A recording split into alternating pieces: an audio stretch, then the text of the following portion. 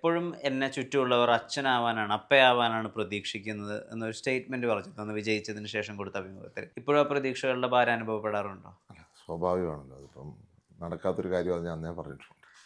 അതിനെങ്ങനെ ഓവർകം ചെയ്യുമെന്ന് എല്ലാ ദിവസം ആലോചിക്കുക അങ്ങനെ എന്തെങ്കിലും ചെയ്യാറുണ്ടോ? അങ്ങനെ നമ്മളായിരിക്കുക എന്നുള്ളതേ ഉള്ളൂ. ഞാൻ എങ്ങനെയാണോ അങ്ങനെയാണ്, അതിന് മാറ്റമില്ല. ഒരു ദിവസം വരുന്നത് 350 കോടികളായിരുന്നു അന്ന്, ഏറെക്കുറെ. ഇന്ന് ഇച്ചിരി കുറഞ്ഞിട്ടുണ്ട്. എത്ര ഉണ്ടോ ഏകദേശം ഒരു എണ്ണം? ഇല്ല, എന്തായാലും അത്രയും വരുന്നില്ല. ഒരു കാരണം ഇതിനകത്ത് കൂടുതൽ ആൾക്കാരും അപ്പം സഹായിച്ച പോലെ സഹായിക്കും എന്നുള്ള പ്രതീക്ഷയിലാണ്. പക്ഷെ നമുക്കതിനുള്ള ഒരു സാഹചര്യം ഇന്നില്ല. എൻ്റെ പരിമിതിക്കുള്ളിലുള്ള സഹായം ചെയ്യാമെന്നുള്ളൂ. സാറുണ്ടായിരുന്ന സമയത്ത് ശനിയാഴ്ച വൈകുന്നേരം തൊട്ടും ഞായറാഴ്ച മുഴുവനുമായിട്ടാണ് പുതുപ്പള്ളിയിലെ പ്രശ്നങ്ങൾ തീർക്കാൻ അല്ലെങ്കിൽ സഹായങ്ങൾ എത്തിക്കാനും വേണ്ടി സന്നിധനായിട്ടുണ്ടായിരുന്നത്. ചാണ്ടി ഉമ്മൻ്റെ ഒരു രീതി. ഞാൻ 7 ദിവസം അവിടെ നിൽക്കുന്ന രീതി. 7 ദിവസം പുതുപ്പള്ളിയിലാണ്? ഞാൻ 7 ദിവസം ഞാൻ അവിടെ താമസിക്കുന്നത്. ആ അസംബ്ലി ഉള്ളപ്പോഴേ ഞാനിവിടെ വരാറുള്ളൂ. പണ്ട് ഈ അച്ഛനുമായിട്ട് സഹായം ചോദിക്കാൻ വേണ്ടി നിൽക്കുന്ന നിരയുടെ കൂട്ടത്തിൽ പോയി നിൽക്കുകയും എന്ത് വേണമെന്ന് ചോദിച്ചപ്പോൾ എനിക്ക് എൻ്റെ അച്ഛനെ വേണം, എനിക്ക് എൻ്റെ അപ്പയാണ് വേണ്ടതെന്നുള്ളത് അവരോട് മറുപടി പറയുക, അപ്പോഴാണ് മകനാണെന്ന് തിരിച്ചറിയുകയൊക്കെ ചെയ്തിട്ടുണ്ട്. ഇപ്പോഴങ്ങനെ അദ്ദേഹത്തിനുണ്ടായിരുന്ന പോലെ ഒരു നീണ്ട നിര അവരുടെ പ്രശ്നങ്ങൾ കേൾക്കുക അങ്ങനത്തെ സന്ദർഭം വീട്ടിൽ രാവിലെ ഉണ്ടോ? പുതുപ്പള്ളിയിലുണ്ട്. പുതുപ്പള്ളിയിലുണ്ട്. തിരുവനന്തപുരത്ത് അങ്ങനെ ഞാൻ നിൽക്കാത്തതുകൊണ്ട് അസംബ്ലി സമയത്തേ ഉള്ളൂ. അതുകൊണ്ട് അങ്ങനെ ആൾക്കാരങ്ങനെ വരാറില്ല. അച്ഛനിൽ നിന്ന് എനിക്ക് മനസ്സിലായിട്ടുണ്ടായിരുന്ന ഒരു വ്യത്യാസം എന്ന് വെച്ചിട്ടുണ്ടെങ്കിൽ, ഇപ്പോൾ രാഷ്ട്രീയപരമായിട്ടൊക്കെ ഒരേ ദിശയിലാണെങ്കിൽ പോലും ഈ നർമ്മബോധമാണ്. എന്താണ് വേണ്ടതെന്ന് പറയുമ്പോൾ എനിക്ക് എൻ്റെ അച്ഛനെയാണ് വേണ്ടതെന്ന് പറയാൻ അപ്പം തോന്നിയ ഒരു ഹ്യൂമർ സെൻസ് ഉണ്ടല്ലോ, അതിപ്പോഴും ഉണ്ടോ? അങ്ങനെയൊക്കെ പോകുന്നു. അങ്ങനെയൊക്കെ അല്ലേ നമുക്കൊരു എന്താ പറയുക, സീരിയസ് ആയിരുന്നാൽ ഈ സാധനം ഓടത്തില്ല. കാരണം നമ്മൾ 24 hours വർക്കാണ് ഇതിനകത്ത്. നമ്മൾ കൂടെയുള്ളവരടുത്തൊക്കെ തമാശ പറഞ്ഞ് തന്നെ മുന്നോട്ട് പോകുന്നത്. സജീവ രാഷ്ട്രീയത്തിലേക്ക് ഇറങ്ങുക, തിരഞ്ഞെടുപ്പ് രാഷ്ട്രീയത്തിൽ ഇറങ്ങുക, ഒട്ടും പ്ലാൻഡ് അല്ലാത്തൊരു സാഹചര്യത്തിലാണല്ലോ അത് വന്നിരുന്നത്. എപ്പോഴെങ്കിലും സജീവമായിട്ട് രാഷ്ട്രീയ പ്രവർത്തനം ചെയ്തുകൊണ്ടിരുന്ന സമയത്ത് ഇലക്ഷൻ നിൽക്കുന്ന, MLA ആവുന്ന, മന്ത്രിയാവുന്ന അങ്ങനെ ഒരു ഫേസ് സ്വപ്നത്തിലുണ്ടായിരുന്നോ? അല്ല, ഞാൻ ഇപ്പോൾ ഒരു ഇലക്ഷൻ പ്രതീക്ഷിച്ചിരുന്നതല്ല. അതെ. ഞാൻ പ്രതീക്ഷിക്കാതെ MLA ആയ ഒരാളാണ്. ഞാൻ MLA ആവണമെന്ന് അങ്ങനെ താല്പര്യപ്പെട്ടിരുന്നുമില്ല. നമുക്ക് ഏതെങ്കിലും അവസരം കിട്ടും എന്നുള്ളതല്ലാതെ ഇന്നതെന്ന് നമ്മൾ പ്രതീക്ഷിച്ചിട്ടില്ല. അവസരം എവിടെയായാലും കുഴപ്പമില്ല എന്നുള്ള തീരുമാനത്തിൽ വരും. നമ്മൾ പറയുമല്ലോ, ഒരാളുടെ അതേ ട്രേറ്റ്സ് തന്നെയാണ് അതിൻ്റെ പിന്മുറക്കാർക്കും കിട്ടുക എന്നുള്ളതിൻ്റെയൊക്കെ ഒരു തെളിവായിരുന്നു അന്ന് വിനായകന് ഞാനെതിരെ കേസ് കൊടുക്കുന്നില്ല എന്ന് പറഞ്ഞത്, അല്ലെങ്കിൽ അദ്ദേഹത്തിനോട് ക്ഷമിക്കുക എന്ന് പറഞ്ഞത്. ഉമ്മൻചാണ്ടി സാറിൻ്റെ ഇദ്ദേഹത്തെ കല്ലെറിഞ്ഞ ആളോട് പോലും അങ്ങോട്ട് പോയി സംസാരിക്കും, അദ്ദേഹത്തിന് വിട്ടിരിക്കുമ്പോൾ അദ്ദേഹത്തിനെ വിളിക്കുകയൊക്കെ ചെയ്ത ഒരാളാണ് ഉമ്മൻചാണ്ടി സാർ. അപ്പം ആ ഒരു ട്രേറ്റ് അതുപോലെ പിന്തുടരണം, അല്ലെങ്കിൽ അതുണ്ടാവണം എന്നുള്ളത് അന്ന് നിർബന്ധമായിരുന്നു. അതല്ല, ഇപ്പം അങ്ങനെ ഞാൻ നിർബന്ധപൂർവ്വം എടുത്തൊരു തീരുമാനം അങ്ങനെയൊന്നുമല്ല. പക്ഷെ ഞാൻ ചോദിച്ച ചോദ്യം എന്താ, അദ്ദേഹം ഉണ്ടെങ്കിൽ എന്തായിരിക്കും ആ തീരുമാനം എടുക്കുക? എൻ്റെ തീരുമാനം എന്നല്ല ഞാൻ പറഞ്ഞത്. അദ്ദേഹം ഉണ്ടെങ്കിൽ എന്താണ് തീരുമാനം? ആ തീരുമാനം ഒരിക്കലും കേസ് എടുക്കില്ലെന്ന പുള്ളിയെ വേണമെങ്കിൽ അദ്ദേഹം പ്രശംസിച്ചേരെ വേണമെങ്കിൽ. അങ്ങനെയുള്ള ഒരു തരത്തിലാണ് അദ്ദേഹത്തിൻ്റെ ജീവിതം ഉണ്ടായിട്ടുള്ളത്. തന്നോട് മോശമായിട്ട് പെരുമാറുന്നവരോട് പോലും നന്നായിട്ട് പെരുമാറുന്ന ഒരു സമീപനമായിരുന്നു അദ്ദേഹത്തിൻ്റെത്. ചാണ്ടി ഉമ്മൻ്റെ അമ്മ കൂടി നമ്മോടൊപ്പം ചെയ്യുന്നുണ്ട്, മറിയാമ്മ. നമസ്കാരം. ഞാൻ നേരത്തെ സംസാരിക്കുകയായിരുന്നു, എല്ലാവരും അപ്പയാണ് പ്രതീക്ഷിക്കുന്നത് മകനിൽ നിന്ന് പ്രവർത്തനത്തിൻ്റെ രീതിയിലൊക്കെ. അപ്പോൾ ആ വിധത്തിലുള്ളൊരു പ്രഷർ മകനിലേക്ക് വരുന്നതായിട്ട് ആ സമയം തൊട്ടിട്ട് ഇപ്പോൾ ഏകദേശം 1.5 വർഷം ആവുന്നു, അത് ഫീൽ ചെയ്യുന്നുണ്ടോ? അങ്ങനെ ഒരു പ്രഷർ ഉണ്ട്. മകനോട് പറഞ്ഞിരുന്നോ അപ്പയാണ് നിന്നിൽ പ്രതീക്ഷിക്കുക അങ്ങനത്തെ ഒരു സംസാരം ഉണ്ടായിട്ടുണ്ടോ മകനായിട്ട്? ഞാൻ ചിലപ്പോഴൊക്കെ പറഞ്ഞിട്ടുണ്ട്. മോൻ കേട്ടിട്ടുണ്ടോയെന്ന് എനിക്കറിയത്തില്ല. മോൻ ഉമ്മൻചാണ്ടിയാണ്, ബുദ്ധിമുട്ടാണ്, ശാലം കഴിയുന്നത്ര ആകാൻ ശ്രമിക്കണം. എല്ലാവരും ഇപ്പോൾ പാർട്ടിക്കപ്പുറം അല്ലെങ്കിൽ മതത്തിനപ്പുറം ഒക്കെ ഇത്രയധികം ജനങ്ങളിലേക്ക് ഇറങ്ങിച്ചെന്നിട്ടുണ്ടായിരുന്നൊരു നേതാവില്ലായിരുന്നു ഒരേപോലെ സമ്മതിക്കുക, അല്ലെങ്കിൽ ഒരു 4 മണിക്കൂർ കൊണ്ട് എത്തേണ്ട ഒരു സ്ഥലത്തേക്ക് ആ യാത്ര 28 മണിക്കൂറിനകത്ത് നീളുക. ആ ദിവസങ്ങൾ ശരിക്കും നിങ്ങളുടെ ഹൃദയത്തിലേക്ക് ഈ മനുഷ്യൻ്റെ ഒരു വലിപ്പം ഒന്നുകൂടി ചേർത്ത് വെച്ച ദിവസങ്ങളായിരുന്നു. അല്ല, തീർച്ചയായിട്ടും ഇത്രയും ആളുകൾ വരുമ്പോൾ അദ്ദേഹത്തിനോടുള്ള സ്നേഹം ചിലർ കരഞ്ഞുകൊണ്ട് ചിലർ ചിരിച്ചുകൊണ്ടാണ് സ്വീകരിച്ചത്. അപ്പോൾ എനിക്ക് പലപ്പോഴും അത്ഭുതം തോന്നി, എന്തുകൊണ്ടായിരിക്കും ഇവർ ചിരിക്കുന്നത്? കാരണം അവരുടെ മനസ്സിൽ മരിക്കുന്നില്ല. അപ്പം അത് എന്നും നിലനിൽക്കുന്ന ഒരു വിഷ്വലായി അദ്ദേഹത്തിൻ്റെ മുഖം പതിഞ്ഞു നിൽക്കുന്നു എന്നുള്ളതാണ് എൻ്റെ ഇൻഡിക്കേഷൻ. അപ്പം അതുകൊണ്ട് അദ്ദേഹം മരിക്കാത്ത ഒരു വ്യക്തിയായിട്ട് ഈ സമൂഹത്തിൽ തുടരുന്നതാണ് ഇന്നും ആ കല്ലറയിൽ ആളുകൾ നിരന്തരമായി വരുന്നത്. ഈ ഉമ്മൻചാണ്ടി സാറിൻ്റെ ഒരു ട്രൈറ്റ് ആയിരുന്നു അദ്ദേഹം മുടി വെട്ടിയെന്നത് പലപ്പോഴും മാം പറഞ്ഞപ്പോഴായിരുന്നു. മുടി അങ്ങനെ ചെയ്യാറില്ലായിരുന്നു. അപ്പം മകന് ഏറെക്കുറെ അതുപോലെയൊക്കെ തന്നെയാണ് മുടി വെച്ചിരിക്കുന്നത്. ഇത് ഇങ്ങനെ സംഭവിച്ചു വരുന്നതാണോ തലമുറ ശേഷം? അടുത്തുള്ള വ്യത്യാസമുണ്ടല്ലോ. ഉമ്മൻചാണ്ടിക്ക് മുടി വെട്ടിക്കൊടുത്തത് ഞാനായിരുന്നു, എനിക്ക് സ്ട്രോക്ക് വരുന്നത് വരെ. ഉമ്മൻചാണ്ടി എന്നും ഒരു ഇങ്ങനെ ചെയ്യും, ഒരു ചീക് ചെയ്യും രാവിലെ കുളിച്ചേച്ച്. അപ്പം കണ്ണാടി നോക്കത്തില്ല, കുഞ്ഞൊരിക്കലും കണ്ണാടി നോക്കാറില്ല. ചാനോ കണ്ണാടി നോക്കും, മുടി ചീകത്തില്ല. അതാണ് വ്യത്യാസം. എന്താണ് ആ മുടി ചീകലും ആയിട്ട്? ഇത് ഒരുപാട് ആളുകൾ പല രീതിയിൽ വ്യാഖ്യാനിച്ചിട്ട് വരെ ഉണ്ട്. അതിപ്പോൾ ഞാൻ കൊച്ചിലോട്ട് അങ്ങനെ ഇപ്പം അത് വ്യാഖ്യാനിച്ച് അവർ വ്യാഖ്യാനിച്ചോട്ടെ, എനിക്കിപ്പോൾ എന്ത് ചെയ്യാൻ പറ്റുമോ അക്കാര്യത്തിൽ. എൻ്റെ ഇഷ്ടമാണ്, ഞാൻ ചെയ്യുമോ ചെയ്യാതിരിക്കുമോ, കൈവച്ച് ചെയ്യുമോ, അതൊക്കെ എൻ്റെ ഇഷ്ടമല്ലേ. അതിനകത്ത് വേറൊന്നും കൂടുതൽ വായിക്കേണ്ട കാര്യമില്ല. അന്ന് വിജയിച്ച സമയത്തും വിജയത്തിനോടനുബന്ധിച്ചിട്ടുള്ള കൊടുത്ത കാര്യങ്ങളിലൊക്കെ പേഴ്സണൽ സ്പേസിലേക്ക് മാധ്യമങ്ങൾ ഒരു ചോദ്യമായിട്ട് എത്തുമ്പോഴേക്കും അതിന് കൃത്യമായിട്ട് ഡിഫെൻഡ് ചെയ്യാറുണ്ടായിരുന്നു. അവരെ പാപ്പരാസികളെന്ന് പറഞ്ഞ് വിളിച്ച് അവരോട് എന്താണ് പറയേണ്ടത് കൃത്യമായി പറയുകയും ചെയ്തിട്ടുണ്ടായിരുന്നു.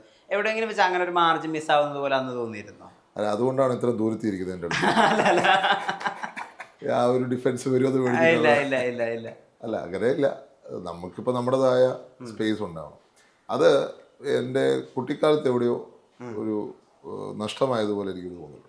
കാരണം എൻ്റെ പിതാവിനെ അനാവശ്യമായി ഒത്തിരി വിവാദങ്ങൾ പെടുത്തി അന്ന് ഡിഫെൻഡ് ചെയ്യാതെ പോയതിൻ്റെ ഒരു കുറവ് ഞാൻ ശ്രദ്ധിച്ചു. അതുകൊണ്ടാണ് ഞാൻ ഡിഫെൻഡ് ചെയ്തത്. അദ്ദേഹത്തിന് ഇല്ലാത്ത മറ്റൊരു ക്വാളിറ്റി ആയിട്ട് എനിക്ക് തോന്നിയിട്ടില്ല ഈ നർമ്മബോധമാണ്. ഉമ്മൻചാണ്ടിക്കുള്ള അത്ര നർമ്മബോധം മോനില്ല. ഭയങ്കര സറ്ററിക്കലായിട്ട് ഭയങ്കര നർമ്മം പറയുന്നൊരു വ്യക്തിയായിരുന്നു. പക്ഷെ അത് ആർക്കും മനസ്സിലാകത്തില്ല. ഇങ്ങനെ മിണ്ടാതിരുന്ന് ഒരു കള്ളച്ചിരിയൊക്കെ ഫാമിലിക്കകത്ത് മാത്രമേ ഉള്ളൂ, അധികം പുറത്തങ്ങനെ. പുറത്ത് ഈ കൊലീഗ്സിനടുത്തൊക്കെ ചിലപ്പോൾ പറയാറുണ്ട്. പക്ഷെ പബ്ലിക്കായിട്ട് ഭയങ്കര സറ്ററിക്കലായിട്ട് പറയും. എന്നുവെച്ചാൽ ഈ ഉമ്മൻചാണ്ടിക്ക് വല്ലപ്പോഴും വരുന്നൊരു പിള്ളേരെ പിണക്കാൻ ഒട്ടും ഇഷ്ടമില്ല. പക്ഷെ പിള്ളേരെ ട്രെയിനിങ് കൊടുക്കുന്ന സമയത്ത് എസ് നോ എന്നും പറയണ്ടേ. ഉമ്മൻചാണ്ടിക്ക് ഈ പഠിക്കാതൊക്കെ ഒരു പഠിക്കണമെന്നുള്ളൊരു സ്ട്രിക്റ്റായിട്ട് ഞാൻ വെച്ചിട്ടുണ്ട്. മാർക്ക് എനിക്ക് സ്ട്രിക്റ്റ് അല്ല, പല ഘടകങ്ങളെ ആശ്രയിച്ച് ചെയ്തിരിക്കും. പഠിക്കാതൊക്കെ വല്ലപ്പോഴും ഇങ്ങനെയൊക്കെ വല്ലപ്പോഴും വരുമ്പോൾ ഇങ്ങനെ പിള്ളേർ പഠിക്കാതെ നടക്കുന്നതൊക്കെ കാണുമ്പോൾ പിള്ളേർ വരുമ്പോഴത്തേക്ക് പറയും, ബാവേ അവർക്ക് ഇച്ചിരി കൂടുതൽ ചോറൊക്കെ കൊടുക്കുക, അവർ ടി വി ആണെങ്കിൽ ക്ഷീണിച്ചിരിക്കുക. പിന്നെ ഒരു വലിയ സൈക്കോളജി ഉമ്മൻചാണ്ടി പറഞ്ഞിട്ടുണ്ട്. അതെനിക്ക് അന്ന് മനസ്സിലായി, ഇപ്പോഴാണ് എനിക്ക് അതിൻ്റെ മനസ്സിലാകുന്നത്. മറിക്കുട്ടി മൂത്ത മോളാണുള്ളൂ. ഒരു 8ാം ക്ലാസ് 6ാം ക്ലാസ്സിന് പഠിക്കുമ്പോൾ പറയും, പിള്ളേരിൽ ആരെങ്കിലും ഒരാൾ 60% കൂടുതൽ മാർക്ക് വാങ്ങിച്ചാൽ അടികൊള്ളു. പുള്ളി നുള്ളി ചോദിച്ചു പോലില്ല പിള്ളേർ, പക്ഷെ പറയുന്നേക്ക് അപ്പോൾ എല്ലാവരും ചിരിക്കും. അത് മോളെ 9ാം ക്ലാസ്സിലൊക്കെ ആയിക്കഴിഞ്ഞത്തേക്ക് അത് 80% ആയി.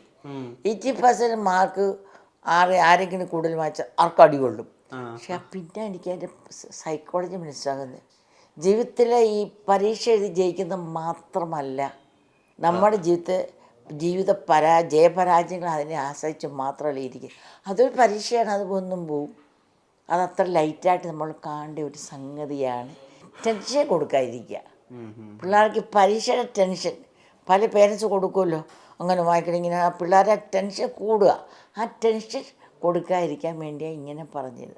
അതെനിക്ക് പിന്നെ ആലോചിച്ചപ്പോഴാണ് അതിൻ്റെ സൈക്കോളജി മനസ്സിലായത്. അച്ഛൻ പലപ്പോഴും എല്ലാ ആഘോഷങ്ങൾക്കും പങ്കെടുക്കുകയെങ്കിലും കുടുംബത്തിന് അദ്ദേഹത്തിന് പലപ്പോഴും സമയം കൊടുക്കാൻ പറ്റാതെ ഇരിക്കുന്നില്ല എന്നൊക്കെ അഭിമുഖത്തിൽ പറയുന്നത് ഞാൻ ശ്രദ്ധയിൽപ്പെട്ടിട്ടുണ്ട്. മകൻ എങ്ങനെയാണ്? മോനെ ഉമ്മൻചാണ്ടിയെക്കാട് കുറച്ചുകൂടെ മോശമെന്ന് പറയാം. ഉമ്മൻചാണ്ടി എവിടെ പോയാലും പിന്നെ അത് അമ്മയും ഭാര്യയും എന്നുള്ള വ്യത്യാസമുണ്ട്. എന്നെ വിളിച്ചിരിക്കും, ഒരു 10 സെക്കൻഡ് ഞാൻ അവിടാണെന്ന് പറയും. മകനോട് ചോദിക്കുന്ന ഒരു ചോദ്യത്തിന് മകൻ കൃത്യമായിട്ട് എല്ലാവരും വായടുപ്പിക്കുന്ന മറുപടി പറയാറുണ്ട്, പ്രത്യേകിച്ച് കല്യാണത്തിന്റെ കാര്യത്തിലൊക്കെ. സാധാരണ അമ്മമാരോട് ഈ ചോദ്യങ്ങൾ ഉണ്ടാവുമല്ലോ, അവരോട് എന്ത് മറുപടിയാണ് പറയാറ്? ഒന്നിനൊഴിഞ്ഞു മാറുമോ, അല്ലെങ്കിൽ എന്തായാലും ഒരു പ്രോഗ്രസ് ഉണ്ടായിട്ടില്ല. കല്യാണമൊക്കെ ഒരുപാട് ആലോചിച്ചിട്ടുണ്ട്. ഫേമായിട്ട് ഡിസിഷൻ വരണം. അത് ആ ഭാഗത്തുനിന്ന് ഉണ്ടാവും. പിന്നെ കല്യാണമല്ലേ മോനെ, എല്ലാം കൂടെ ഒത്തുവരണ്ടേ. സാറും മാമുമായിട്ടുള്ളായിരുന്ന ഒരു കത്ത് അങ്ങോട്ടും ഇങ്ങോട്ടും കൈമാറുന്ന ഒരു എപ്പിസോഡിനെ പറ്റി വായിച്ചിട്ടുണ്ട്. അപ്പം ഇലക്ഷന്റെ തിരക്കിലാണ്, പ്രാർത്ഥനയിൽ ഓർക്കണേ, പ്രാർത്ഥിക്കുമല്ലോ എന്നുള്ളതാണ് ആദ്യത്തെ ഒരു. അതിനകത്ത് വല്ലാത്തൊരു ഫ്രണ്ട്ഷിപ്പ് കൂടി ഉണ്ട്, ഒരു കമ്പാനിയൻഷിപ്പ് കൂടി ഉണ്ട്. അപ്പൊ അങ്ങനത്തെ ഒരു ഏരിയ മിസ്സാവില്ലേ എന്ന് മകനോട് എപ്പോഴെങ്കിലും പറഞ്ഞിട്ടുണ്ടോ? മോനെ അതിനെക്കാട്ടൊക്കെ പുതിയ ജനറേഷൻ അല്ലേ. ഞങ്ങളുടെ കാലത്തെ കത്തും ഈ ലാൻഡ് ഫോണൊന്നും വേണ്ടല്ലോ.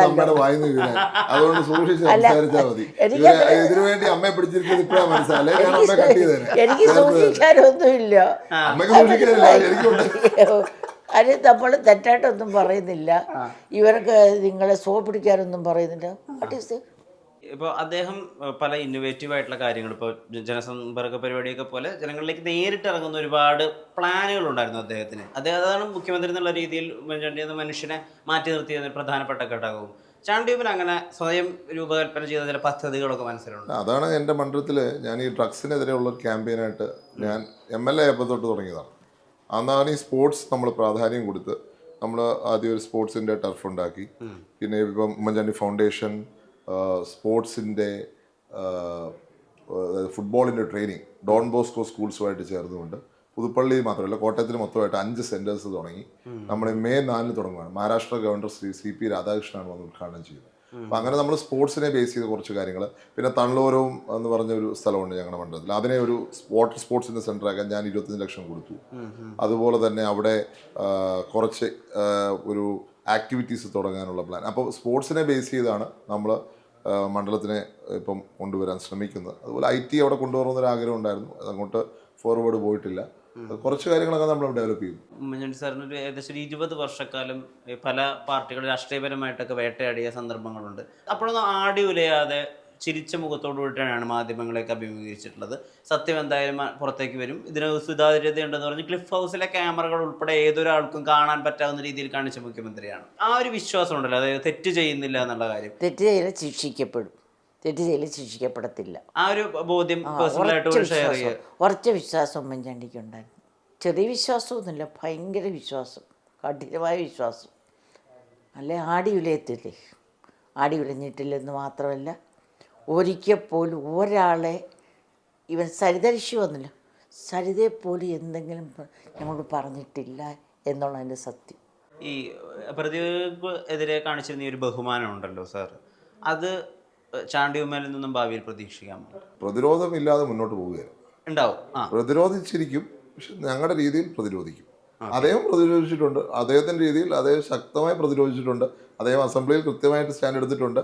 അദ്ദേഹം വിഴിഞ്ഞം പോർട്ട് വന്നപ്പോഴും ഈ ആരോപണങ്ങൾ വന്നപ്പോഴൊക്കെ അദ്ദേഹത്തിൻ്റെ സ്റ്റാൻഡ് എന്തായിരുന്നു? അദ്ദേഹം തെറ്റ് ചെയ്തിട്ടില്ല, തെറ്റ് ചെയ്യാത്ത അദ്ദേഹത്തിൻ്റെ ഡിഫൻസ് ആയിരുന്നു. ആ ഡിഫൻസ് കാലം തെളിയിച്ചിരിക്കുന്നു സത്യമാണെന്നുള്ളത്. അപ്പോൾ ഡിഫൻസ് ഇല്ലാതെ ഒരിക്കലും പോകത്തില്ല. ചിലപ്പം ഒഫൻസ് കൂടെ കാണും. അത് കൊള്ളാം. ഇപ്പോൾ അദ്ദേഹം മുഖ്യമന്ത്രി ആയിരിക്കുമ്പോൾ പോലും എതിർ പാർട്ടി ഉണ്ടായിരുന്ന നേതാക്കളുമായിട്ട് വലിയ രീതിയിലുള്ള സൗഹൃദമൊക്കെ കാത്തു സൂക്ഷിച്ചിരുന്ന മനുഷ്യനാണ്. ഇപ്പോഴും ഇപ്പോൾ ഉമ്മൻചാണ്ടിയുടെ ഭാര്യ എന്നുള്ള ബഹുമാനത്തോടുകൂടി വിളിക്കുകയും വിശേഷങ്ങൾ തിരക്കുകയും ചെയ്യുന്ന മറ്റൊരു പാർട്ടിയിലെ നേതാവ് ആരായിരിക്കും? ഏറ്റവും അടുപ്പമാണ് തോന്നുന്നത് പന്ന്യൻ രവീന്ദ്രൻ തന്നെയാണ്.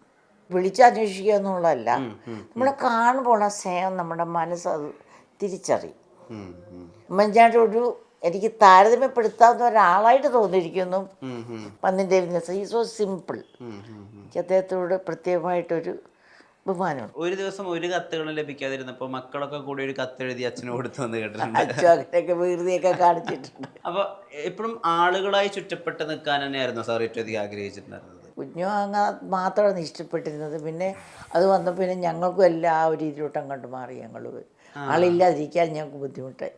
വർഷങ്ങൾ ഇങ്ങനെ ആയി കഴിഞ്ഞപ്പോഴത്തേക്ക് ഒരു പിന്തുടർച്ച എന്നുള്ള രീതിയിലൊക്കെ മുഖ്യമന്ത്രി ആവുന്നത് ചാണ്ടി ഉമ്മനായിരിക്കും അങ്ങനെയൊക്കെ ആളുകൾ പറഞ്ഞാൽ, അല്ലെങ്കിൽ അങ്ങനെയൊക്കെ ആളുകൾ സ്വപ്നം കണ്ടാൽ ആ സ്വപ്നങ്ങളോട് എങ്ങനെയാണ് പ്രതികരിക്കുക? ഞാൻ ഈ MLA ആയിട്ട് തന്നെ എനിക്കിത് മാനേജ് ചെയ്യാൻ വലിയ ഒരു ബുദ്ധിമുട്ടായിരിക്കും. ഒരു സ്ഥലത്ത് നിന്ന് മറ്റൊരു സ്ഥലത്തേക്കുള്ള യാത്രയും അതുപോലെ ആൾക്കാരെ കാണുന്നു, ഇതൊക്കെ ഒന്ന് മാനേജ് ചെയ്യാൻ പോലും ഞാൻ ബുദ്ധിമുട്ടിക്കൊണ്ടിരിക്കുകയാണ്.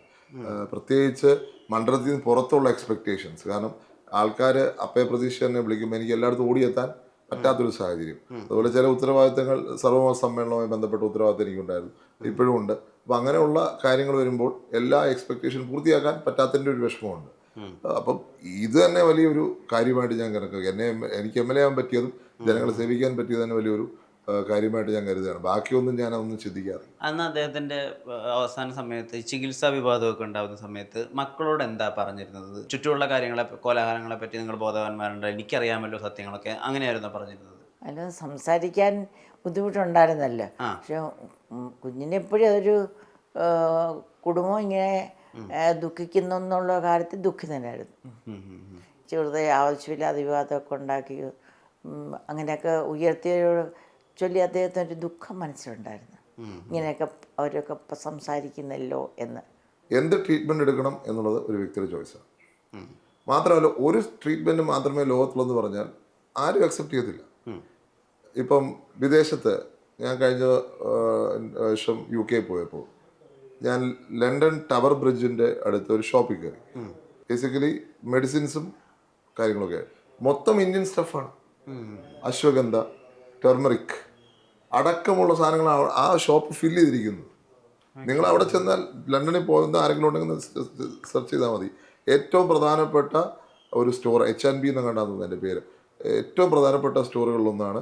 മൊത്തം അവൈലബിൾ ആയിട്ടിരിക്കുന്ന ഇന്ത്യൻ സാധനങ്ങളും ടർമറിക് അടക്കമുള്ള കാര്യങ്ങളാണ് ഇമ്മ്യൂണിറ്റി ബൂസ്റ്ററായിട്ടും കൊടുക്കുന്നതും ഉപയോഗിക്കുന്നു. അതുകൊണ്ട് ഈ ഇല്ലാത്തൊരു വിവാദം ഉണ്ടാക്കിയെടുക്കുക, ആൾക്കാരെ ബുദ്ധിമുട്ടിക്കുക എന്നുള്ളൊരു ഇതിൻ്റെ തുടർച്ചയായിട്ട് ഞാനതിനെ കാണുന്നു. ഉമ്മൻചാണ്ടി തൊണ്ടയ്ക്ക് മാത്രമേ പ്രശ്നമുള്ളായിരുന്നു, ഓർമ്മയ്ക്കോ ബുദ്ധിക്കോ ഇറ്റ് വാസ് വെരി ഷാർപ്പ്. അപ്പോൾ അദ്ദേഹം പലപ്പോഴും നിമിഷം വെച്ചാലും പറഞ്ഞിട്ട് എനിക്ക് ട്രീറ്റ്മെൻറ്റ് കിട്ടുന്നുണ്ട്. അല്ല ഉമ്മൻചാണ്ടിയില്ലേ തീരുമാനിക്കുന്നത്. 2019 നവംബർ 19 ആണെന്ന് തോന്നുന്നു RCC പറഞ്ഞിട്ട് തീരുമാനിച്ച ഈ പ്രശ്നം വെച്ചിട്ട്. അപ്പോഴത്തെ പുള്ളിക്കകത്ത് ഒരു ഡെങ്കുപ്പനി വന്നു, ഭയങ്കര ബ്ലഡിൻ്റെ കൗണ്ട് കുറഞ്ഞു. അപ്പോഴത്തെ കൗണ്ട് നോർമലാകാതെ ഇവർ ചെയ്യത്തില്ല. അതിനൊക്കെ നമ്മൾ ജർമ്മനിയിൽ പോയി ഇതെല്ലാം കഴിച്ചു വന്നപ്പോൾ ഇതെല്ലാം കംപ്ലീറ്റ് ആയുർവേദ ചികിത്സ അത് പൂർണ്ണമായിട്ട് 2019 ഡിസംബർ 22 തോന്നുന്നു ഈ റിസൾട്ട് വരുന്നത്. എന്നിട്ട് അത് പേപ്പറിലൊക്കെ വന്നിരുന്നു. അന്ന് പോകാൻ ഞങ്ങൾ വെള്ളിക്കാതെ കുഞ്ഞും വെള്ളിക്കായിരുന്നു. അപ്പോൾ ഈ ഒരു ഡെങ്കിപ്പനി വന്നുകൊണ്ടല്ലേ അന്നങ്ങനെ മാറിപ്പോയത്. അപ്പോൾ ഉമ്മൻചാണ്ടി ഞങ്ങൾ തയ്യാറായിരുന്നു ഇംഗ്ലീഷ് ട്രീറ്റ്മെൻറ്റ് എടുക്കാൻ. അങ്ങനെ ഒരുപാട് ആരോപണങ്ങളൊക്കെ വെറുതെ പറയാം. ഉമ്മൻചാണ്ടിയുടെ രീതിയിൽ ഉമ്മൻചാണ്ടി എല്ലാവരും ക്ഷമിക്കുകയായിരുന്നു. പക്ഷേ എനിക്ക് ഒരു പടി കൂട്ടി പറയാനുള്ളത് അവർ സ്വാഗതം ചെയ്യുന്നു. അവർ നമ്മളെ ഈ കഷ്ടാനുഭവിച്ചാണ് സഹനം പഠിപ്പിക്കുന്നു. എൻ്റെ എന്നെ ക്ഷമിക്കാൻ എന്നെ കൂടുതലായിട്ട് പഠിപ്പിക്കുന്നു. ഞാൻ ഈ സഹനത്തിൽ കൂടെ കടന്നു പോകുന്നുള്ളത് ദൈവനിശ്ചയമാണ്. തലമുടി നാഴി പോലെ എണ്ണപ്പെട്ടിരിക്കുന്നു. അപ്പോൾ ദൈവം അവരെ ഉപയോഗിക്കുന്നു. അപ്പോൾ ഉപയോഗിക്കുന്നതും എനിക്ക് അവരോട് നന്ദിയേ ഉള്ളൂ. അവർ കുറച്ചുകൂടെ പറയട്ടെ, അപ്പോൾ നമുക്കുള്ള സഹനത്തിൻ്റെ ശക്തി കുറച്ചുകൂടെ കൂട്ടാം. വലിയ മനസ്സാണ്.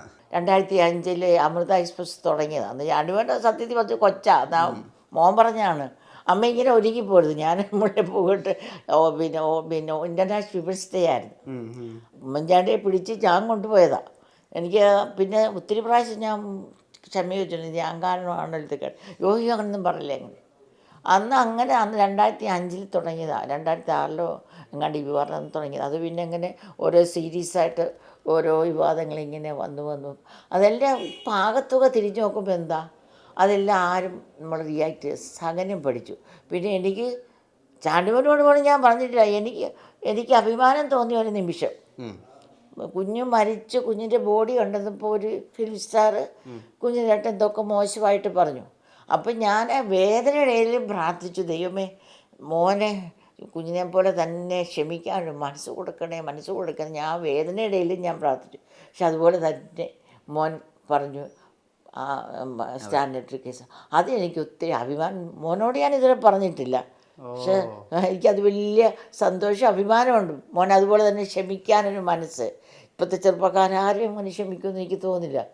അതിലെനിക്ക് ഭയങ്കര സന്തോഷവും അഭിമാനവും ദൈവത്തിനോട് നന്ദിയുണ്ട്. നിങ്ങളുടെ ഇൻ്റർവ്യൂ അതിന് കാരണം അല്ല, അത് ഞാൻ പറഞ്ഞിട്ടില്ല ഇതുവരെ, മോനോട് പറഞ്ഞിട്ടില്ല. പറയാൻ നേരം കിട്ടണ്ടേ. ഉമ്മൻചാണ്ടിയാണ്ട് 10 സെക്കൻഡെങ്കിലും സംസാരിക്കും, അതും ഇല്ലല്ലോ. ആ കാര്യം അറിയുന്നതും ഒക്കെ മാധ്യമങ്ങളിൽ ലൈവായിട്ട് വരുന്നുണ്ടായിരുന്നു. അങ്ങനെ പറഞ്ഞോ? ആണോ? ഞാൻ അറിഞ്ഞില്ല. അതൊക്കെ ലൈവായിട്ട് വരുന്നുണ്ടായിരുന്നു. ഞാൻ കേട്ടിട്ട് ഞാൻ ഇവര് രാവിലെ വന്ന് പറഞ്ഞപ്പോഴേ ഇത് ആവശ്യമില്ലാത്ത ഓരോ വിവാദങ്ങളെന്നല്ലേ നമുക്കിതിനിടെ ഈ അദ്ദേഹം മരിച്ചിരിക്കുന്ന വിഷമത്തിന് ഇത് കേൾക്കാൻ ഇവിടെ സമയം. നമ്മളിതൊന്നും ശ്രദ്ധിക്കുന്നേ ഇല്ല. ഇവർ വന്ന് പറയുമ്പോഴാണ് നമ്മൾ ഇങ്ങനെ കാര്യം ഉണ്ടായെന്ന് പോലും പറഞ്ഞത്. അപ്പോൾ നമ്മൾ അത്ര അതിന് കൊടുക്കുന്നുള്ളൂ വാല്യൂ. പക്ഷെ അത് ഏറ്റവും പക്വവും അല്ലെങ്കിൽ അദ്ദേഹത്തിൻ്റെ ആ ഒരു സ്വഭാവത്തോട് നീതിപുലർത്തുകയും ചെയ്യുന്ന ആ ഒരു പ്രതികരണമായിരുന്നു എന്ന് തന്നെ പറയണം. അദ്ദേഹത്തിന് കുഞ്ഞൂഞ്ഞിന് ഇഷ്ടം കഞ്ഞിയാണ് എന്ന് പറഞ്ഞിട്ട് ഒരു റൈറ്റപ്പ് ഒക്കെ വന്നിരുന്നു. മകനും അങ്ങനെയുള്ള ഭക്ഷണം ഇഷ്ടം. കഞ്ഞിയും പയറും മോനും ഇഷ്ടം, കൊച്ചുമോനും ഇഷ്ടം. മോന് കഞ്ഞിയും പയറും തലമുറകളായിട്ട് ഇതിങ്ങനെ ദൈവവിശ്വാസം എങ്ങനെയാണ്? ദൈവത്തിലല്ലേ വിശ്വാസമുള്ളൂ, ഒരാളുടെ വിശ്വാസം. പള്ളിപ്പോക്ക് അല്ലെങ്കിൽ ദൈവത്തിനോടുള്ള പ്രാർത്ഥന, അതിനൊക്കെ എങ്ങനെ സമയം കണ്ടെത്താറുണ്ടോ? തീർച്ചയായിട്ടും. ഞാൻ പ്രത്യേകിച്ച് കഷ്ടാനുഭവിച്ച മിക്കവാറും ഈ പള്ളി റെഗുലറാണ്. രാഷ്ട്രീയത്തിൽ ഇപ്പോൾ അദ്ദേഹത്തിന് രാഷ്ട്രീയത്തിൻ്റെ തിരക്കുകൾ കാരണം ഈ സിനിമ, പുസ്തക വായന, അതിനൊക്കെ ഒരുപാട് പരിമിതികളുണ്ടായിരുന്നു. ചാണ്ടിയുമ്മൻ എങ്ങനെയാണ് സിനിമ കാണാനും അല്ലെങ്കിൽ പുസ്തകങ്ങൾ വായിക്കാനും സമയം? ഇടയ്ക്കും പ്രത്യേകമൊക്കെ സിനിമ കാണാറുണ്ട്, പുസ്തകം വായിക്കാറുണ്ട്. പക്ഷേ അതും ഇതേപോലെ ലിമിറ്റഡ് ആണ്. ഇപ്പോൾ യാത്രകൾ കൂടുതലാണ്. യാത്രകൾ കൂടുതലാകുമ്പോൾ നമുക്ക് ചില പരിമിതികളുണ്ട്. എങ്കിലും ആ സമയത്ത് ബുക്ക് വായിക്കാൻ ശ്രമിക്കും. പിന്നെ ഇപ്പം സിനിമ കാണാൻ ഇപ്പം ആപ്സ് ഉണ്ടല്ലോ. ഈ സിനിമയിൽ വരുന്ന കാര്യങ്ങളൊക്കെ വലിയ രീതിയിൽ വിമർശിക്കുകയും അല്ലെങ്കിൽ അതിന് ഒരു രാഷ്ട്രീയ സ്വഭാവം കൊടുക്കുകയും ചെയ്യുന്ന ഒരുപാട് സംഭവങ്ങൾ ഈ അടുത്ത് വന്നിട്ടുണ്ട്, പെമ്പുരാനിലൊക്കെ ഉൾപ്പെടെ. ഇതൊക്കെ ശ്രദ്ധിക്കാറുണ്ടോ, അല്ലെങ്കിൽ ഇതിനൊക്കെ ആ പ്രാധാന്യം കൊടുക്കാറുണ്ടോ ചാണ്ടിയമ്മൻ എന്നുള്ള രാഷ്ട്രീയക്കാർ? ഇപ്പൊ നമ്മൾ അതിന്റെ പുറകെ പോകേണ്ട കാര്യം, ഇപ്പൊ സിനിമ അവരുടെ ഇഷ്ടത്തിന് അവർ എടുക്കുന്നു, അവരുടെ വ്യൂ പോയിന്റ്, അതിനെല്ലാത്തിനും നമ്മൾ പുറകെ പോകേണ്ട കാര്യമില്ല. പക്ഷെ സിനിമയായിരിക്കണം. സിനിമയും ഫിക്ഷനും കൂടെ ഹിസ്റ്ററിയും കൂടെ കൂട്ടിക്കലർത്തുന്ന എനിക്കൊരു അഭിപ്രായമുണ്ട്. ഹിസ്റ്ററി ആയിട്ടും ഫിക്ഷനുമായിട്ടും പോകണം, അതാണ് എൻ്റെ അഭിപ്രായം. പക്ഷെ അവരുടെ ഇഷ്ടമാണ് എന്ത് ചെയ്യണം എന്നുള്ളത്. ഏതൊരു ഫിലിമും എങ്ങനെ വേണമെങ്കിൽ എടുക്കാൻ, അത് ഏത് സിനിമയാണെങ്കിലും എടുക്കുന്നതിന് കുഴപ്പമില്ല. കാരണം ആൾക്കാരും അവെയർ ആവുന്നത് അങ്ങനത്തെ ഫിലിംസ് വരുമ്പോഴാണല്ലോ ഓരോ കാര്യങ്ങളെക്കുറിച്ചും. അതുകൊണ്ട് ഹിസ്റ്റോറിക്കൽ ഫിലിംസിന് വളരെ പ്രാധാന്യമുണ്ട്. എനിക്ക് ഏറ്റവും ഇഷ്ടപ്പെട്ട ഫിലിം ബാബാ സാഹേബ് അംബേദ്കറാണ്. ഹിസ്റ്റോറിക്കലായിട്ട് വെച്ച് നോക്കുമ്പോൾ എന്നെ വളരെയധികം ഇൻസ്പയർ ചെയ്തിട്ടുണ്ട്. ഞാനിപ്പം ഇത്രയും ഡിഗ്രി എടുക്കാനുള്ള കാരണം തന്നെ ഒരു വിധത്തിൽ പറഞ്ഞാൽ ആ ഒരു ഫിലിം കണ്ടുകൊണ്ട് ഒരു ഡിഗ്രി കൂടെ എടുക്കണമെന്ന് തോന്നി. എനിക്ക് പിന്നെ എടുക്കണമെന്നുണ്ട് ആഗ്രഹം. കാരണം അംബേദ്കറിനെ പോലെ ഒരാളുടെ ജീവിതം ശരിക്കും പറഞ്ഞാൽ അത് വരച്ചു കാണിച്ചിരിക്കുകയാണ്. അത് മമ്മൂട്ടിയുടെ ഒരു കാര്യം. അപ്പോൾ ഹിസ്റ്റോറിക്കലായിട്ടൊരു ഫിലിം എടുക്കുമ്പോൾ അതിൻ്റെ ഫുൾ ഇമ്പാക്റ്റും നമുക്കുണ്ടാവും. അതും പ്രത്യേകിച്ച് നമ്മുടെ സ്വാതന്ത്ര്യ സമര സേനാനികളെ കുറിച്ചുള്ള ഫിലിംസൊക്കെ എടുക്കണം എന്നുള്ള അഭിപ്രായം എനിക്കുണ്ട്. അച്ഛൻ്റെ ജീവിതം ബയോപിക്കാണെങ്കിൽ മമ്മൂക്കയെ വേണമെന്നും ഒരു അഭിമുഖത്തിൽ പറഞ്ഞിരുന്നു. അതെ, അല്ല അദ്ദേഹത്തിനെ കുറിച്ച് സിനിമ എടുക്കുകയാണെങ്കിൽ നല്ലൊരു കാര്യമായിട്ട് ഞാൻ കണക്കാക്കും. രാത്രി 12 മണി വരെയുള്ള പരാതികൾക്കും അല്ലെങ്കിൽ ഫോൺ വിളികൾക്കും ഒക്കെ അപ്പുറം 5 മണിക്ക് കൃത്യമായിട്ട് എഴുന്നേൽക്കുകയും എല്ലാ പത്രങ്ങളും വായിക്കുകയും ചെയ്തിരുന്ന ഒരാളാണ് ഉമ്മൻചാണ്ടി സാർ. മകന്റെ ദിനചര്യ എങ്ങനെയൊക്കെയാണ്? എനിക്ക് അറിയത്തില്ല. എന്നാ പറഞ്ഞ എങ്ങനെയാ ഒരു ദിനചര്യ, ഡേ ഇൻ മൈ ലൈഫ് എങ്ങനെയാ? ഡേ ഇൻ മൈ ലൈഫ് രാവിലെ തൊട്ട് വൈകിട്ട് വരെ പരിപാടികളാണ് ബേസിക്കലി. അതിപ്പം 8 o'clock തുടങ്ങി പല പരിപാടികൾ. 8 o'clock പിന്നെ ആളുകൾ കാണുന്നു രാവിലെ. യാത്രകൾ ബേസിക്കലി ഒരു 2-3 ചിലപ്പം 3 ജില്ലയൊക്കെ ഒരുമിച്ച് പോയെന്നിരിക്കും. അങ്ങനെ ഞാൻ അപ്പം ചെയ്യാറുണ്ട്. പക്ഷെ റുട്ടീനായിട്ടുണ്ടോ എന്ന് എനിക്കറിയത്തില്ല. അപ്പം ഇടുമ്പോൾ അപ്പം വളരെ സിസ്റ്റമാറ്റിക് ഒരു പ്രോഗ്രാം, ഒരു ചാർട്ടിൽ ഒരു വളരെ പുള്ളി വരച്ചെടുക്കുന്ന പോലെ വരച്ചെടുക്കും. എനിക്ക് അങ്ങോട്ട് ആ ഒരു ഇത് എത്തിയിട്ടില്ല. പത്രവായന എങ്ങനെയാണ്? പത്രവായന ഇപ്പം തീരെ കുറവാണ്. ദേശാഭിമാനി വായിക്കാറുണ്ട്? ഇല്ല, ഒരു പത്രമേ ഉള്ളൂ. പുതുപ്പള്ളിയിൽ ഒരു പത്രമേ ഉള്ളൂ ഞാൻ എഴുതുന്നുള്ളൂ. മനോരമ മാതൃഭൂമി 2 പത്രവും വായിക്കുന്നുണ്ട്. രാഷ്ട്രീയ ചർച്ചകൾ ഒരുപാട് നടക്കാറുണ്ടല്ലോ നമ്മുടെ TV-കളിലൊക്കെ തന്നെ, ഒരു വിഷയത്തെ എടുത്തിട്ട്. അങ്ങനത്തെ രാഷ്ട്രീയ ചർച്ചകളിലൊന്നും ഒരു പ്രത്യേക ഫൈൻഡിങ് ഒന്നും ഉണ്ടാവാറില്ല. അങ്ങനെയുള്ള ചർച്ചകളിലൊന്നും ഞാൻ എവിടെയും ചാണ്ടിയമ്മനെ അധികം കണ്ടിട്ടുമില്ല. വളരെ ചുരുക്കമായിട്ട് പോയിട്ടുണ്ട്. ആ ചർച്ചകളിൽ പ്രത്യേകിച്ച് കാര്യമൊന്നുമില്ല. മാധ്യമങ്ങളുടെ ചർച്ചകൾ ഫ്രൂട്ട്ഫുൾ അല്ല എന്നുള്ള അഭിപ്രായം ഉണ്ടോ? തീർച്ചയായിട്ടും അങ്ങനെ അതിനൊരു റിസൾട്ട് ഉണ്ടാവണം എന്നൊരു ആഗ്രഹം എനിക്കുണ്ട്. അല്ലെങ്കിൽ കാരണം ഞാൻ ഈ സോളാർ സമയത്ത് ഇത് വളരെ ശ്രദ്ധിച്ചിട്ടുള്ള ആളാണ്. വൺ സൈഡഡ് ആയിട്ടുള്ള ഒരു ചർച്ചയായിരുന്നു എന്നും നടന്നുകൊണ്ടിരുന്നത്. One sided. അപ്പോൾ ആ ഒരു മാധ്യമ ദൃഷ്ടിയിൽ ഞാൻ ഇന്നും ഇതിനെ കാണുന്നത്. അപ്പം അങ്ങനെ നോക്കുമ്പോൾ ഇച്ചിരി ഒരു ഫ്രൂട്ട്ഫുള്ളായി അത് പോയാൽ കൊള്ളാമെന്നൊരു അഭിപ്രായം. അമ്മ ഇപ്പം എങ്ങനെയാണ്, വാർത്തകൾ കാണാറുണ്ടോ, ചാനലുകൾ കാണാറുണ്ടോ? ഒരു 2-3-4 പേര് വന്നിരിക്കും ചാനൽ ചർച്ചയ്ക്ക്. ഓരോരുത്തരും ഓരോ പ്രത്യേക ശാസ്ത്രത്തെ റെപ്രസെന്റ് ചെയ്യുന്നതായിരിക്കും. അവർക്ക് അത് വീട്ടിൽ പറയാനൊക്കത്തില്ലല്ലോ. സത്യം പുറത്തു വരണമെന്നില്ല. അതുകൊണ്ട് അവർക്ക് സത്യമായിട്ട് കാര്യങ്ങളെല്ലാം പുറത്തു പറയാൻ പറ്റുമോ?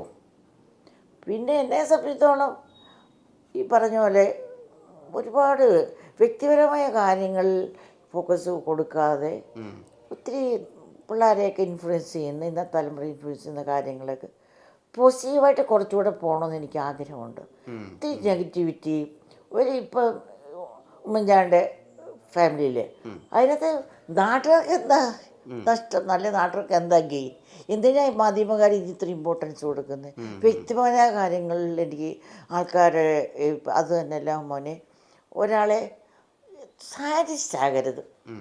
നമുക്ക് ആർക്കും തെറ്റുപറ്റാം. അതെടുത്ത് കളിയാക്കുക, പരിഹസിക്കുക, അതിനുശേഷം അവർക്കൊരു ഇമോഷൻസൊക്കെ ഉള്ളൊരു വ്യക്തിയാണ്. അതൊരിക്കലും മാധ്യമങ്ങൾ ചെയ്യുന്നത് ശരിയാണോ എന്ന് എനിക്ക് തോന്നിയിട്ട്. അതുകൊണ്ട് എന്ത് ഗെയിനാണ്, എന്ത് മെസ്സേജാണ് കൊടുക്കുന്ന പിള്ളേർക്ക്?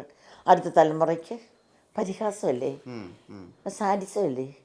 അത് നമ്മൾ ചെയ്യാവും. നിങ്ങൾക്കൊരു ഇത് കിട്ടിയിട്ട് ഒരു ആൾക്കാരുടെ മുമ്പിൽ നിങ്ങൾക്കൊരു ഇതുണ്ട്. എല്ലാവരും ഞങ്ങളെപ്പോലെ ഒന്നും മാധ്യമക്കാർക്ക് അവർക്ക് ഇൻഫ്ലുവൻസ് ചെയ്യാൻ പറ്റും. അത് വിഷുവാണെങ്കിൽ ഭയങ്കരമായിട്ട് പറ്റും. അപ്പോൾ അത് നന്മയ്ക്കായിട്ട് ഉപയോഗിക്കണം, ജനറേഷൻ്റെ നന്മയ്ക്കായിട്ട് ഉപയോഗിക്കണം. ഈ രാഷ്ട്രീയ ആക്രമണങ്ങളെ കുറച്ചുകൂടിയൊക്കെ വ്യക്തിപരമായിട്ട് മാറുന്നുണ്ട് ഈ ഏജിൽ. അതായത് ഉള്ള വ്യക്തി ജീവിതത്തെ കൂടി കടന്നിട്ടാണ് പലപ്പോഴും രാഷ്ട്രീയ ആരോപണങ്ങൾ അല്ലെങ്കിൽ വിമർശനങ്ങൾ പോകുന്നതെന്നൊക്കെ തോന്നിയിട്ടുണ്ടോ? അല്ല, അതിപ്പോൾ സ്വാഭാവികമായിട്ടും കേരളത്തിലെ പൊളിറ്റിക്സ് അങ്ങനെയാണ് എന്നും. അത് ഒരു മാറ്റം അനിവാര്യം തന്നെയാണ്. നമുക്ക് ഇഷ്യൂസ് ഇവിടെ നമ്മൾ ഫ്രൂട്ട്ഫുൾ എന്നല്ല ഞാൻ പറയുക, ഇഷ്യൂസ് അതിനെക്കുറിച്ച് നമ്മൾ ഡിസ്കഷൻ ചെയ്യുന്നില്ല. ഫോർ എക്സാമ്പിൾ 2015 നവംബർ 1 വിഴിഞ്ഞം പോർട്ടിന്റെ തറക്കല്ലിട്ടത്. ഇന്ന് ആ പോർട്ട് എവിടെ എത്തിയിരിക്കുന്നു? കേരളത്തിന്റെ തന്നെ ഒരു ബേസ് ആവാൻ പോവാണ്, ഇന്ത്യയുടെ ബേസ് ആവാൻ പോവാണ്. പക്ഷേ 2015 ആ തറക്കല്ലിട്ട ദിവസം ഡിസ്കഷൻ മാധ്യമങ്ങൾ വേറെയായിരുന്നു. അതാണ് പോയിന്റ് ഞാൻ പറഞ്ഞു വന്നത്. യഥാർത്ഥ ഇഷ്യൂസിനെ ചർച്ച ചെയ്യുന്നില്ല, ഇത് ഹൈലൈറ്റ് ചെയ്യുന്നില്ല. നിങ്ങൾ പ്രത്യേകിച്ച് അക്കാര്യത്തിൽ ചില വെസ്റ്റേൺ കൺട്രീസിനെ നമ്മൾ ശ്രദ്ധിക്കണം. ഇപ്പോൾ ഇസ്രായേലിൽ ഒരു ടെററിസ്റ്റ് അറ്റാക്ക് ഉണ്ടെങ്കിൽ അവർ അതിനെക്കുറിച്ച് ചർച്ച ചെയ്യാറില്ലെന്നാണ് ഞാൻ കേട്ടുള്ളത്. അതിൽ വെസ്റ്റിലാണെങ്കിലും നമ്മൾ പത്രം എടുത്ത് നോക്കിയാൽ ഒത്തിരി കാര്യങ്ങൾ അവർ വേറെ എന്താ പറയുക, സ്പോർട്സ് ആയിട്ടും ഫിലിമായിട്ടും അല്ലെങ്കിൽ ബിസിനസ് ആയിട്ടും ഒക്കെ ഒരു ഡിസ്കഷൻസ്. പൊളിറ്റിക്സ് നമ്മൾ ഓവർ ഇൻഫ്ലേറ്റ് ചെയ്യുമോ എന്നൊരു സംശയം. പൊളിറ്റിക്സ് വേണം, പക്ഷെ അത് ഒത്തിരി കൂടിപ്പോയി നമ്മുടെ വികസനത്തെയും നമ്മുടെ ചെറുപ്പക്കാരുടെ പ്രശ്നങ്ങളെയും നമ്മുടെ നാടിൻ്റെ പ്രശ്നങ്ങളെയൊക്കെ ഇഗ്നോറായി പോകുന്നു എന്നൊരു സംശയം. അത് ഞാൻ വിഴിഞ്ഞത് തറക്കല്ലിടുമ്പോൾ ഞാനിവിടെ TV കണ്ടുകൊണ്ടിരിക്കുക. എല്ലാ ചാനലും മാറി മാറി ഓരോറ്റ ചാനൽ പോലും എൻ്റെ ഓർമ്മയിൽ ഞാൻ കണ്ടു. എനിക്കൊരു വലിയ ദുഃഖം. ഇന്നും വിഴിഞ്ഞം നല്ലതായിട്ടൊരു പറ്റി മിക്സ്ഡ് ഫീലിങ്ങാണ്. എൻ്റെ ദൈവം ഉമ്മൻചാണ്ടിക്ക് ഒറ്റ പ്രാവശ്യം പോലും ഒരു ബീഡിയാക്കാൻ കൊടുത്തോ ആരെങ്കിലും കൊണ്ട് ഞാൻ കണ്ടില്ല. അത് BDJ ആയിരുന്നു അന്ന്, എനിക്ക് ഓർമ്മയുണ്ട്. BDJസിനെ കുറിച്ചാണ് ഹോൾ ചാനൽസ് എല്ലാം ഡിസ്കസ് ചെയ്ത്. അതെനിക്കൊരു ഒരു ദുഃഖപുത്രി എത്തിയാന്ന് പറഞ്ഞു. പക്ഷേ അത് വികസിച്ച് വരുന്നു, നമ്പർ 1 ഇന്ത്യയിലേക്ക് നന്നാവുന്നു, ഭയങ്കരമായിട്ട് അതിലൊക്കെ സന്തോഷമുണ്ട്. ഇപ്പോൾ അദ്ദേഹത്തിൻ്റെ കാലത്ത് ഓർഗനൈസ് ചെയ്ത പല പദ്ധതികളും ഇന്ന് വലിയ രീതിയിൽ യാഥാർത്ഥ്യമാവുന്നു. ഇപ്പോൾ കാസർഗോഡ് തൊട്ട് തിരുവനന്തപുരം വരെയുള്ള ഹൈവേയുടെയൊക്കെ ആദ്യ ആലോചനകൾ എവിടെ നടന്നു കേരള സമൂഹത്തിനും അല്ലെങ്കിൽ രാഷ്ട്രീയം നിരീക്ഷിച്ചവർക്കൊക്കെ അറിയാം. ഈ ക്രെഡിറ്റ് കിട്ടുന്നില്ല എന്ന് തോന്നിയിട്ടുണ്ടോ പലപ്പോഴും? അല്ല, ക്രെഡിറ്റ് വേണമെന്നില്ല, ക്രെഡിറ്റ് എടുത്തോട്ടെ, പരിപാടി നിർത്താം. കൊച്ചിനെ വളർത്തുന്ന ക്രെഡിറ്റ് ആരും എടുത്തോട്ടെ, കൊച്ചുണ്ടായാൽ മതി, അല്ലെങ്കിൽ വളർന്ന് വന്നാൽ മതി, നാടിന് ഗുണം കിട്ടട്ടെ. ക്രെഡിറ്റ് കുഴപ്പമില്ല. ക്രെഡിറ്റ് നമ്മൾ വാഴ്ത്തിപ്പാടേണ്ടതല്ല. പല കാര്യങ്ങളും ഇപ്പം ഇടുക്കി ഡാം നമുക്ക് ആരാന്നറിയോ? അതേപോലെ എത്രയോ പദ്ധതികളുണ്ട്. ഇപ്പം വെസ്റ്റേൺ കൺട്രീസിനെ എടുത്ത് നോക്കൂ, അവരിങ്ങനെ ക്രെഡിറ്റിന് വേണ്ടി ആരും നടക്കുന്നില്ലല്ലോ.